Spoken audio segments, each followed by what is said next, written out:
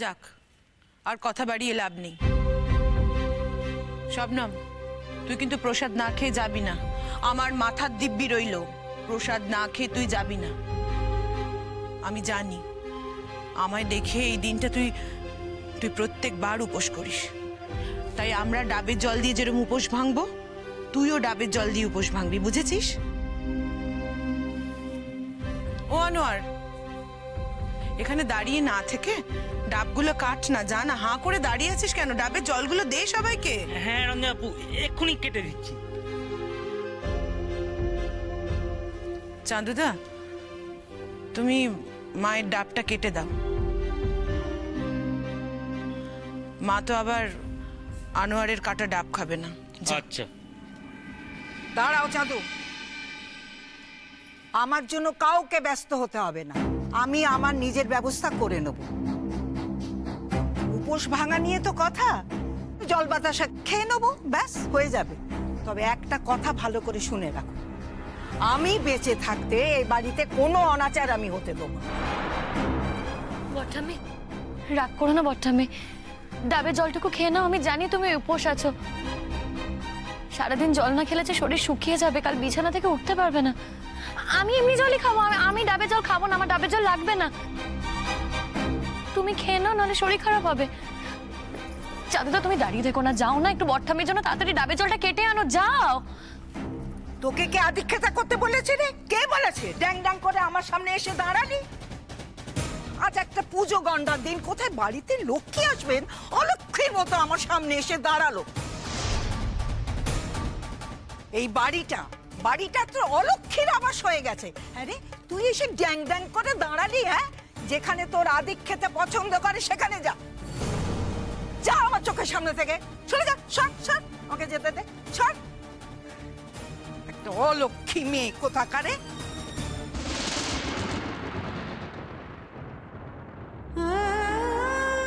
আজ একটা পুজো গন্ডার দিন, কোথায় বাড়িতে লক্ষ্মী আসবেন, অলক্ষ্মীর মতো আমার সামনে এসে দাঁড়ালো। এই বাড়িটা তো অলক্ষ্মীর আবাস হয়ে গেছে। শবনম, রাগ করিস না রে, রাগ করিস না শবনম। দেখবি একদিন তুই এর উত্তর দিতে পারবি, যোগ্য উত্তর। তোর আল্লাহ তোকে দিয়ে এর উত্তর দেয়াবেন। আমি আমার ঈশ্বরের কাছে এই প্রার্থনাই করছি, যাতে এই অপমানের শোধ তুই একদিন নিতে পারিস। আমি তোকে এই বাড়িতে ডাকি, আর বারবার তোকে অপমানিত হতে হয়। আমি তোর সম্মান রক্ষা করতে পারি না শবনম। এই অক্ষম পিসিটাকে তুই ক্ষমা করিস না। তুমি এমন করে বলো না, আমি তো একটা উৎপাত। আমার মতো একটা উৎপাতের জন্যই তো তোমার জীবনে এত অশান্তি। আজকে আমি না থাকলে তো তুমি ভালোই থাকতে। আজকে আমার জন্যই তো তোমার আর বট্টামির মধ্যে এত অশান্তি। আজকে আমার জন্যই তো তোমরা এত খারাপ আছো, এত খারাপ সম্পর্ক তোমাদের। মা আমার গুরুজন, মাকে আমি কোনোদিন ফেলতে পারবো না, কোনোদিন না। কিন্তু এও তোকে আমি বলছি স্বপ্ন, আমি আজ সবার সামনে দাঁড়িয়ে চিৎকার করে বলছি, আমার জীবনটা নষ্ট করেছে আমার মা। আমার জীবনটা নষ্ট করেছে, আমার জীবনটা বিফলে গেছে আমার মায়ের জন্য। শুধুমাত্র সেই জন্যই আমি লড়াই করে যাচ্ছি, সেই জন্যই। স্বপ্ন, আমি তোকে বারবার বলছি, আমি যা পারিনি তোকে পারতে হবে, তোকে তা পারতে হবে। স্বপ্ন, আমার সব স্বপ্নগুলো আমার মা পিষে মেরে ফেলে দিয়েছে। তোর সেই স্বপ্নগুলো আমি বাঁচাতে চাই, সেই স্বপ্নগুলো। এটা কি আমার অন্যায়? এটা কি আমার ভুল? আমার ভুল, অন্যায় বল স্বপ্ন। আমি সেই স্বপ্নগুলো বাঁচাতে চাই। কাঁদে না, কাঁদে না রঞ্জা, কাঁদে না, কাঁদে না, চুপ কর, চুপ কর, চুপ কর, চুপ কর। ঘরে যা মা। এই দেখ আজকে পুজোর দিন, এখানে মেলা লোকজন, কি করবি বল? সেদিন তো আর কিছু করার ছিল না, আমরাও তো কিছু করতে পারিনি সেদিন, আমরাও কিছু করতে পারিনি। কাঁদে না মা, কাঁদে। আমি আমার মার জন্য সংসার করতে পারিনি, সংসার করতে পারিনি আমার মার জন্য। আমার জীবনে কিচ্ছু হলো না, কিচ্ছু না, কিচ্ছু না। জানিস আমরা, জানিস সেদিন ওই অপমান আমি উপেক্ষা করতে পারিনি, অপমান আমি উপেক্ষা করতে পারিনি, ওই বাধা নিষেধ আমি অমান্য করতে পারিনি। তুই পারবি, তুই পারবি, তোকে পারতে হবে শবনম। সময় তো অনেক এগিয়ে গেছে, সময় তো আর এক জায়গায় নেই, সময় তো আর থেমে নেই, বল সময় তো এগিয়ে গেছে, তোকে পারতে হবে। কি হয়েছে তোমার? কি হয়েছে রঞ্জা পিসি? কেন এমন করছো তুমি? হ্যাঁ কেন করছো বলো তো, বলো আমাকে কি হয়েছে তোমার? তোমার কি মন খারাপ? কি কিচ্ছু বলো। হয়নি, সরি রে, কিচ্ছু হয়নি। প্রসাদ খেয়ে যাস কেমন? দাঁড়াও, তুমি খাবে না? শোন, কালকে আমাদের যশোদের বাড়িতে নেমন্তন্ন আছে, তুইও যাবি বুঝলি, তোকেও নিয়ে যাবো, যশোদের বাড়ি যেতে হবে তো। তুমি আবার আমাকে যেতে বলছো? তুই না গেলে আমার ভালো লাগে না রে, নেমন্তন্ন করেছে তাই। আচ্ছা ঠিক আছে যাব, তুমি যখন বলছো আমি যাব, কিন্তু দেখি কান্নাকাটি করলে চলবে না, বুঝেছো? কেন? খেতে তো হবেই, খেতে তো হবেই, না খেলে তো বাঁচবই না। আর সেদিন যখন মরে যেতে পারিনি,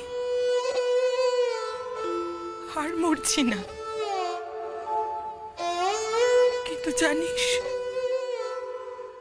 প্রত্যেক দিন একটু একটু করে মরে যাচ্ছি। তার থেকে সেই দিনই যদি মরে যেতাম, একেবারে শেষ হয়ে যেতাম। কিন্তু সবাই তো সবকিছু পারে না, জানিস স্বপ্ন, খেতেও হয়, বাঁচতেও হয়, কিন্তু খাবারটা না, খাবারটা মাঝে মাঝে খাবার মনে হয় না, মনে হয় বিষ।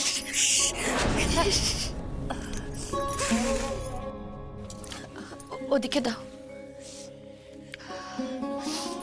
দেখি, নাও কেন ডাবের জলটা খাও। তোর ডাবে চল, আমার খাবার আছে, আমি পরে খাবো। ডাবের জল খাবো না গো রঞ্জা পিসি, বট্টামি আমার ওপর রাগ করে ডাবের জল খাইনি। আমি কি করে খাই বলো? তুমি খেয়ে নাও, খাও। স্বপ্ন, তোর ভালোবাসার কেউ দাম দেবে? কেউ দেবে না, কেউ না। রঞ্জা পিসি, দাম পাওয়ার জন্য কি আর ভালোবাসা অপেক্ষা করে থাকে গো? বট্টামি আমার সাথে যতই খারাপ ব্যবহার করুক, আমি তো বট্টামিকে ভালোবাসি, সারা জীবন ভালোবাসবো। অনেক হয়েছে, দেখি না, খাও, খেয়ে নাও, খাও। খেতে খেতে চোখের জল ফেলতে নেই, খাও, কথা শোনো, খেয়ে নাও।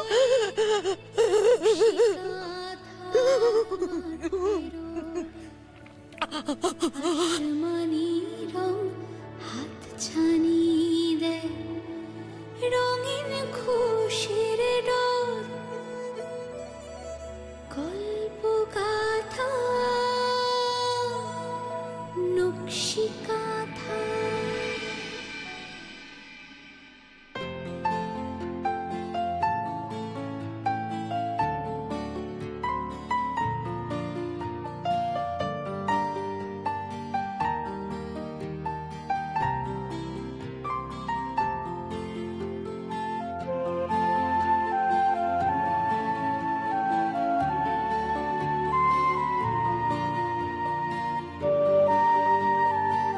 আসুন আসুন, কখন থেকে ওয়েট করছি আপনার জন্য। রাস্তায় প্রচন্ড জ্যাম ছিল তো। আচ্ছা, আপনি বসুন, 1 মিনিট না দাদা। বসুন বসুন।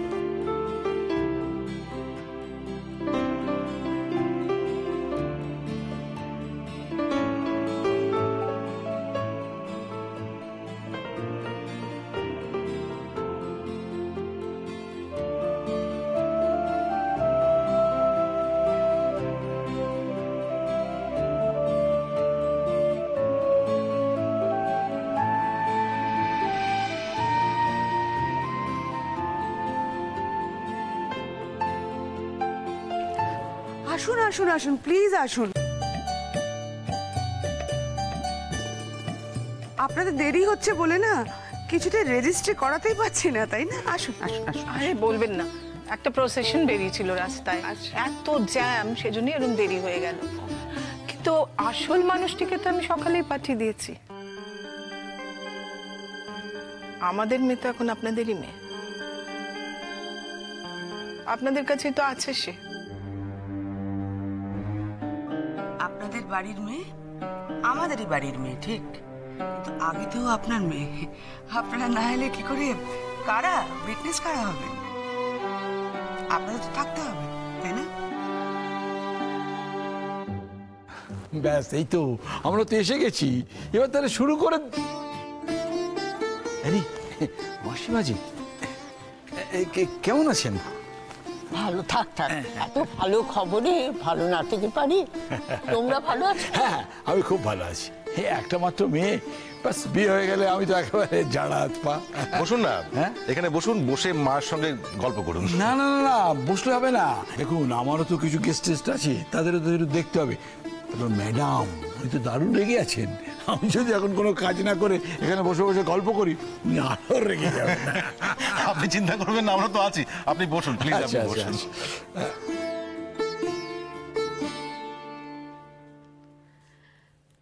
স্বপ্নদীপ, খুব ভালো লাগলো তুই এসেছিস।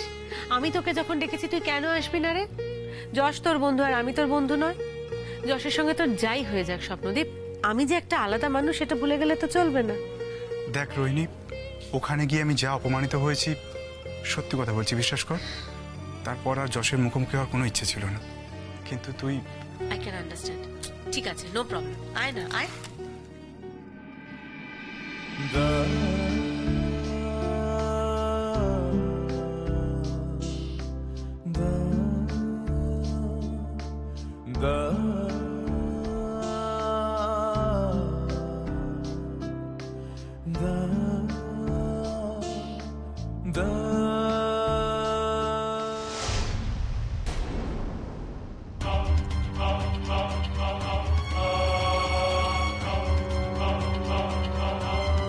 কি ব্যাপার, তুই এখানে? তোকে তো আমি ইনভাইট করিনি।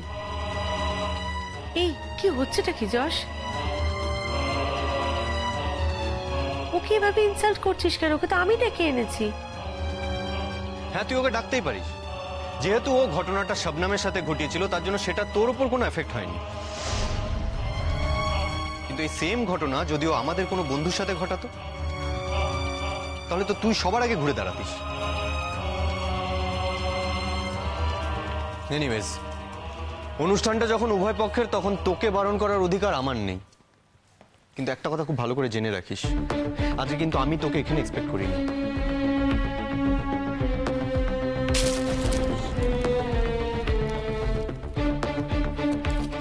রোহিণী, আজ তাহলে আমি চলে যাই, বুঝলি? এই না, কেন তুই চলে যাবি কেন? কি হচ্ছে এটা স্বপ্নদীপ? যশ তোকে কয়েকটা কথা বললো, তার বেসিসে এখন যদি তুই চলে যাস, তাহলে তো যশের কথাগুলোকে সত্যি প্রমাণ করা হলো, তাই না? অদ্ভুত। কে শবনম বলতো? কে শবনম?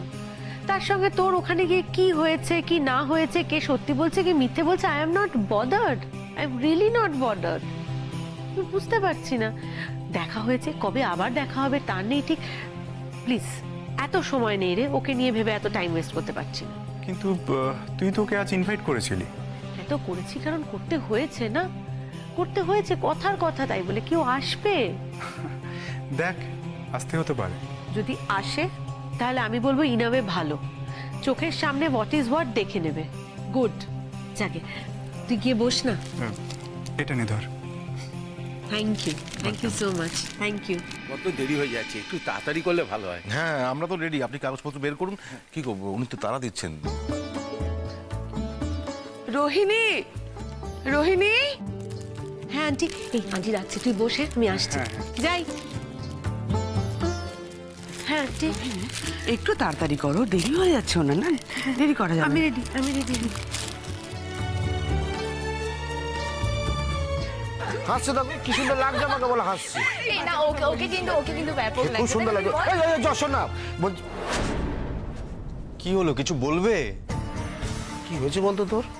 মুখখানা বাংলা পাঁচের মতো করে রেখেছিস। আমার মুখটাই এরকম, আমি কি করব বলো? কখনো না, তোকে অনেক বছর ধরে দেখছি যশ, হঠাৎ কি এমন হলো যে তোকে আজকে এরকম দেখাচ্ছে?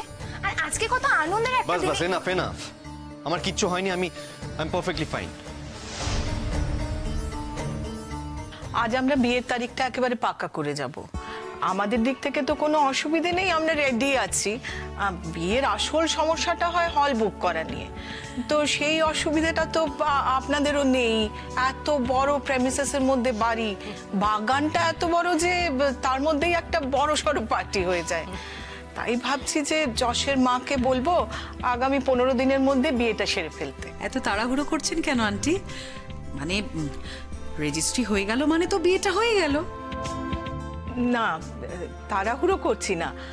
আমি বলছি কি যে শুভ কাজটা যখন হয়ে গেল তখন বাকিটা আবার ফেলে রাখার কি দরকার, সেরে ফেললেই তো হয়। তাছাড়া রোহিণী বলছিল যে ওদের ওই বিদেশের চিঠিটা, বিদেশ যাওয়ার চিঠিটা এসে যাবে। এসে গেলে তোরা 8-10 দিনের বেশি ওয়েট করতে পারবে না। এবার ধরুন যদি চিঠিটা কালই এসে যায়, তাহলে তো দিন 10-এর মধ্যে ওদের চলে যেতে হবে। ঠিকই বলেছেন, রেজিস্ট্রি যখন হয়ে গেল তখন আর বাকি অনুষ্ঠান দেরি করে লাভ কি, তাই না? আর তাছাড়া দুবারই যখন রেডি আছে তখন আর অসুবিধাটা কোথায়? কে বললো অসুবিধা নেই? আমার তো মনে হয় কাকিমণি সব থেকে বড় অসুবিধা এটাই যে যশ এখন আর বিদেশ যেতেই চাইছে না। যশ বিদেশ যেতে চাইছে না সেটা আবার কে বললো? এই তো সকালেই রোহিণীর সঙ্গে আমার কথা হলো। আন্টি, আমি যখন একটা কথা বলছি তখন নিশ্চয়ই দায়িত্ব নিয়েই বলছি। আমার সাথেও ভাইয়ের আজ সকালবেলায় কথা হলো। ও আমাকে বললো যে ওর ডিসিশনটা চেঞ্জ করেছে। ইনফ্যাক্ট এই কথাটাও আমাদের আগেও জানিয়েছিল। ও আর বিদেশে যাবে না আন্টি। যশ বিদেশ যাবে না মানে? দেখো, সাধারণভাবে ডাক্তারি পাশ করে সাধারণভাবে জীবন কাটানোর জন্য তো আমি আমার মেয়ের মোস্ট কস্টলি জীবনটাকে ওর হাতে তুলে দিইনি। ওদের অনেক প্রমিসেস ছিল। আমি তো শুনেছিলাম যশ বিদেশে যেতে চায়, আরো অনেক পড়াশুনো করতে চায়, আর আমি চেয়েছিলাম ওরা ওখানে সেটেল করুক।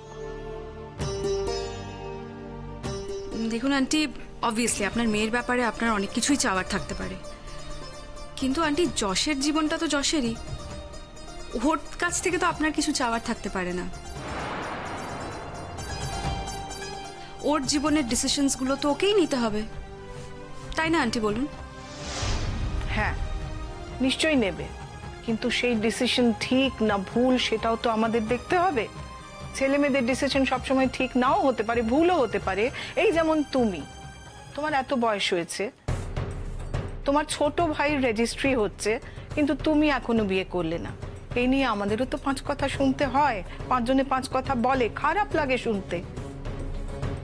আন্টি, আপনাকে তো 5 জনের 5 কথা বলার কথা নয় আমার ব্যাপারে। না মানে এতদিন তো কোনো সম্পর্কই ছিল না। আজকে না হয় ফাইনালি একটা রেজিস্ট্রি হচ্ছে, একটা অফিসিয়াল সম্পর্ক তৈরি হচ্ছে, না হলে তো আপনাকে বলার কথা নয়। আর আন্টি, আপনার তো শোনারও কথা নয়। ঠিক আছে জুন আন্টি, ওদিকে আমাদের ফুলকাকে একটু ডাকছেন, চলো। না না, যে কথাটা শুরু হয়েছে সেটা তো আগে শেষ হোক। বলুন আন্টি, আপনাকে কেন বলে? না না জুন, সবাই তো জানে যে রোহিণীর সঙ্গে যশের একটা সম্পর্ক আছে, আর তাছাড়া দুবাড়ির মধ্যে যাতায়াত আছে, তাই হয়তো ওনার বাড়ির লোকেরা হয়তো জিজ্ঞেস করেছেন বা কিছু। তা কি বলে? কি বলে আমি কি করে জানবো বলো তো জুন? আমাকে তো কেউ কোনোদিন কিছু বলেনি, না জিজ্ঞেস করেছে। না না, আমি তো আন্টিকেই জিজ্ঞেস করছি। তা আন্টি এক্স্যাক্টলি কি বলে? দেখো, তোমার সম্পর্কে কে কি বলে সেটা শুনলে কি তোমার ভালো লাগবে? আমার যেমন লাগে না তোমারও লাগবে না। তাছাড়া আমি তোমার মায়ের মতো, কি করে তোমাকে কথাগুলো বলি বলো? মায়ের মতো হলেও তো আন্টি আপনি অনেক কথাই বলে ফেললেন, তাই বাকিটা আপনি বলেই ফেলুন। শুনতে যখন চাইছো তাহলে বলেই ফেলি। বলে তুমি তোমার অফিসের বসের সঙ্গে ঘুরে বেড়াও। হ্যাঁ, সেই বস তোমার থেকে অনেক বড়, তোমাদের অনেক ডিফারেন্স, তিনি বিবাহিত, তোমাদের নাকি রাস্তায় ঘাটে নানান জায়গায় একসঙ্গে ঘুরে বেড়াতে দেখা যায়। এসব শুনতে কি ভালো লাগে?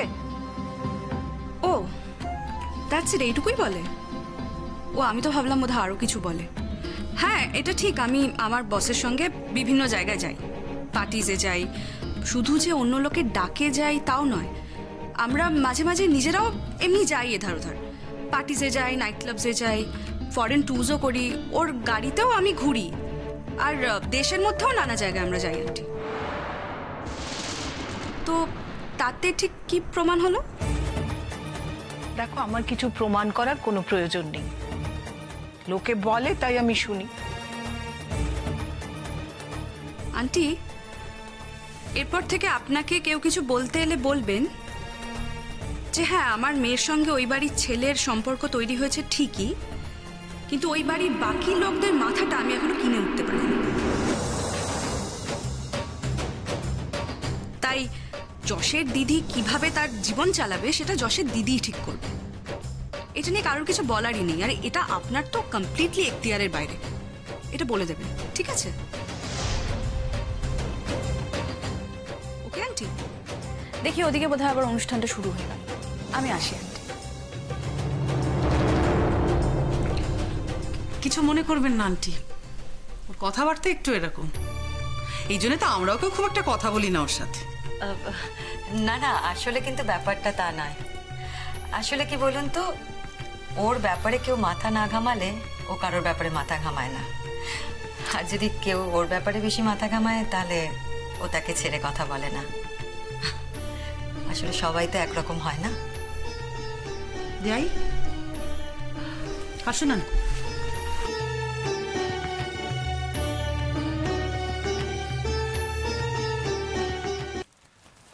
আরে এই তো, আসুন আসুন। আরে আমি এতক্ষণ তো আপনাদের কথাই ভাবছিলাম, নিজেদের লোকের এত দেরি করে নাকি? হ্যাঁ, ম্যাডাম ওদিকে কত রেগে গেছে। চলো আসুন, চলো আসুন, আসুন আসুন। রিভু, যশ কই গো, দেখেছো? না ঠিক আছে, আমি দেখছি ফুলকে। কিন্তু যশ, যশ কিরে, নিচে সকলে তোর জন্য ওয়েট করছে, তুই উপরে দাঁড়িয়ে কি করছিস তুই? আমি একটা ইম্পর্টেন্ট কল ট্রাই করছিলাম দাদা ভাই। এখন কোনো কিছু ইম্পর্টেন্ট নয়, ওটা ছাড়া চল নিচে চল। দাদা ভাই আমি এক মিনিট। কি করছিস তুই এখানে? আমি রঞ্জা পিসিকে ফোন করছিলাম। কেন? কি হলো, তুমি শুনতে পাচ্ছ না? দেরি হয়ে যাচ্ছে, তাড়াতাড়ি এসো। শুনতে পাবো না কেন? কি বলবে বলো তো আন্টি, ও এখন রঞ্জা পিসিকে ফোন করছে। রঞ্জাকে ফোন করছো কেন? রঞ্জা পিসিরা আসবে কিনা সেটা জানার জন্য ফোনটা করছি। দেখো, যদি আসার হতো তাহলে এতক্ষণে এসেই পড়তো, আর আমি এক্সপেক্টও করিনি যে ওরা আসবে। বলতে হয় তাই বলেছি। এমন নেমন্তন্ন করো কেন? যাদের নেমন্তন্নে তোমার কোনো এক্সপেকটেশনই থাকে না। শোনো, সেই গ্রাম কত দূর, সেখান থেকে আসবে, এলে যাবে কি করে? কেন আমাদের বাড়িতে কি থাকার জায়গার অভাব?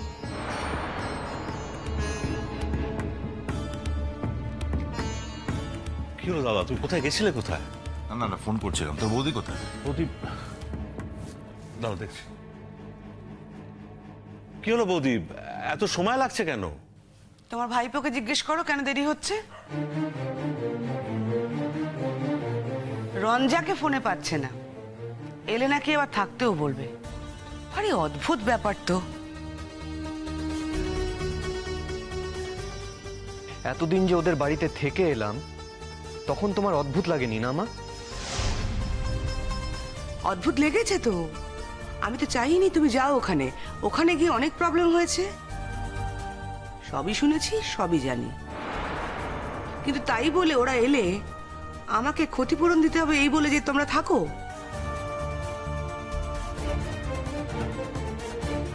শোনো যশ, বাড়িতে বিয়ে লাগছে, আমি এখন গেস্ট এন্টারটেইন করতে পারবো না।